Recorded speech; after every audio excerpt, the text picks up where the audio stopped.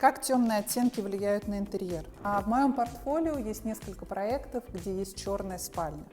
Но мы должны понимать, что, делая черную спальню, у нас должно быть достаточно свободного пространства, чтобы находиться вне этой спальни. Почему мы решили этот ролик снять здесь и показать? Например, здесь черная стена. И, конечно же, в шоуруме на фоне черной стены очень классно смотрится экспозиция. В квартире с одной спальней, а не дай бог кухня-студия, это смотрится достаточно уныло, и не всегда жильцу в процессе проживания это гармонично. Хорошо подумайте, прежде чем делать полноценный черный интерьер в маленьком пространстве.